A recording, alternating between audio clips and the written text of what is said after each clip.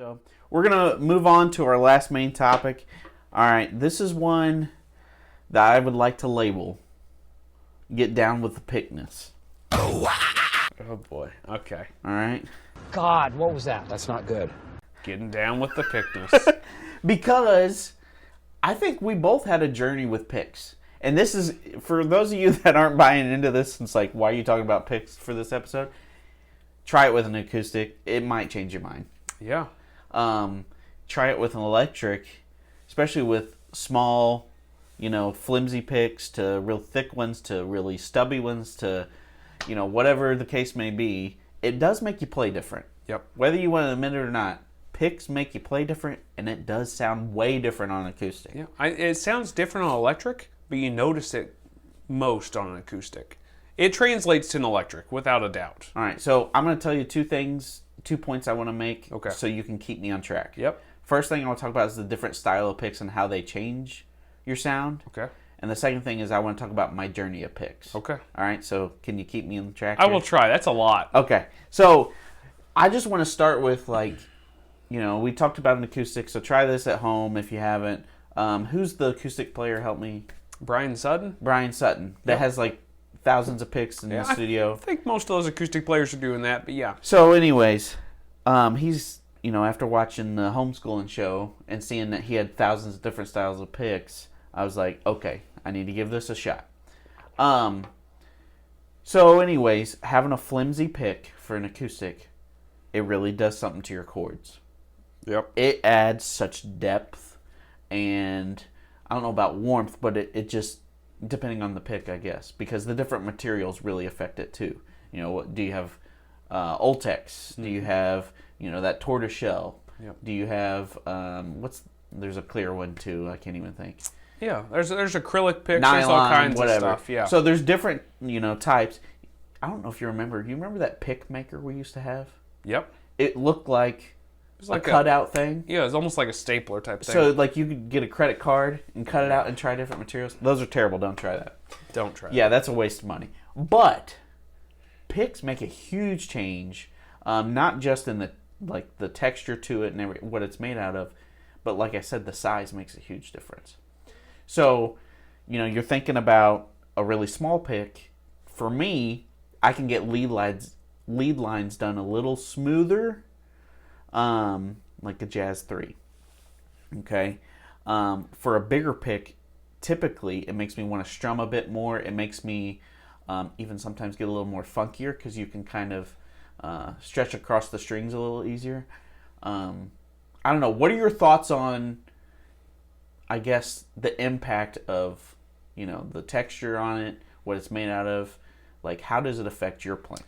I guess in the very beginning I was playing medium picks because, you don't know what you're doing. Right. I moved into heavy picks. And then I stuck with heavy picks for a long time. And I went from everything from 1.0s to 1.5s. And I think I even hit a 2.0 at one time, which is crazy thick, right? But I find that definitely the lighter picks, I'm able to strum chords. And it just gives you kind of a wispy sound with them a lot, which is great. I like the mediums right now is what I'm using most for electrics. Whenever I play those on acoustic, it's kind of a best of both worlds scenario for the most part.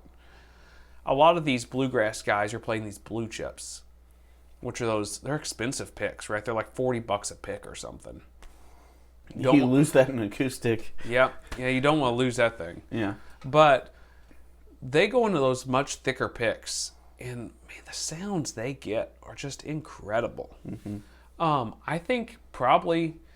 So, where you play on the pick is a huge difference too, right? That's true. The point versus the shoulder of it, and then some guys use those triangle picks. Mm-hmm. I think all that stuff changes too. Yeah, and then you've got textured picks, which is a whole nother thing to get into too, right? So, what's the I think that's the Joe Walsh trick? The Hercos. Yeah, it's nylon. Rumor has it that he played on the the grip side. Yep. And that's how he got his scratchy sound. Yep. So, I don't know. There's so many things to play with. I think that The best service you can do for your acoustic especially is to go, obviously try different strings, but one of the biggest things you can do is just buy a variety pick pack. Dunlop makes them, a bunch of people make them, where you get a ton of different picks. Just try them all out and give them like a fair shot, because when you change from one thickness to another or one shape to another, it really feels awkward for a while. Oh, yeah. I mean, it's really awkward. Yeah, it is. But if it's a huge, huge mover in it. So now you were going to talk about your pick journey, kind of. So, okay, the reason why I want to talk about this is because I think it'll give you a better idea of why I think it's so important to change out your picks and try some other stuff out. So when I first started, I played your guitars and whatever you had around, right? Right. So I played a lot of the Tortex when I was first starting out, and that's what our dad plays. So there was always some type of Tortex around. So that's what I started out with. And then there was this, I don't know if it was an ad or I think it was an article in one of the guitar magazines we had. Yep. And it was a picture of Eric Johnson. It said, "Try this magical pick," or something like that. And it was a tiny Jazz 3.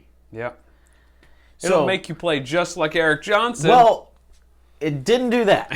But what I will say is really helped me go from string to string alternate picking. Yeah. So I was able to move the pick off the string a little easier, go to the next string. And that really gave me a lot of dexterity in my playing. A Jazz 3. Now, that being said, I didn't have the strumming capability. So I kind of started out with Stevie Ray Vaughan, and I had the Tortex, and it did great for really digging in.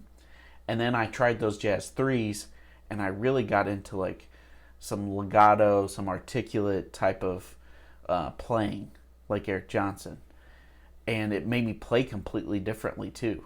You know, it's almost like changing a guitar sometimes. Yep. You know, it inspires you in a different way. And then I got kind of tired of that, and I wanted to dig in a bit more, but I didn't want the Dunlop sound, so I kind of tried Ultex. And the bigger one, but it had the same material as the Jazz 3 for the most part. Yeah. And that was a good medium, but then it was almost too thick. So then eventually I went back to the Dunlop Tortex and, trying the shoulder. I also tried to change how I held the pick and actually play it more towards the tip of it. So it was a little stronger there, or I could let loose and it could be kind of, that dig in sound. So what I'm trying to tell you is that the picks actually have had almost just as much of an impact on my playing as a different guitar. Yeah. Let me talk about one other thing here too. So this is going to be really hard to see here. So I'll give you that. But something I noticed in the last year to 2 years that I've really been concentrating on, and this is going to sound a little out there and a little crazy. Yeah, it will. So It's coming from you. yeah, that's right. So I've been playing with the shoulder on my pick lately, for the most part. That's my standard. I move it around in my hand. I change where I'm playing depending on what I'm looking for sound-wise. Sure. But my standard, hey, we're going to play this song. Let's get ready. That's what I go to, right? Go to play with my shoulder and my pick. I realized a year ago, whenever I was really concentrating on maybe trying this shoulder and trying different things with my pick and trying some different picks out, because I felt like it was time to take another look. Because that's something we do pretty often, is reassess where we're at and take a new look at where we're at. I realized when doing this, my pick was wearing really funny. It's why is my pick always worn funny like this? Even when I was using the tip. I realized whenever I was striking the string, I was kind of hitting it at an angle. So I was really hitting it not flat on with the string, but I was kind of picking at an angle.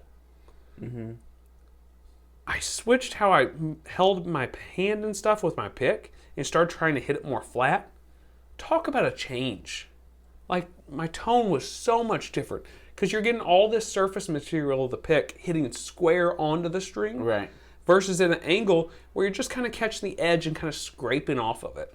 Not that one's better, not that one's worse. Just different sounds. But it is completely different. And for me, it really improved what I wanted my guitar to sound like. Just how flat and square onto the string I'm playing versus really angled. That's a whole nother thing to get into and to play into. But yeah, I would check that stuff out too. Yeah. So, do you have anything else to add into this? That's pretty much it. I mean, we covered a lot of ground here. Yeah. It just had a big impact on me, so if I can help somebody else out there. I think that's where we come in best.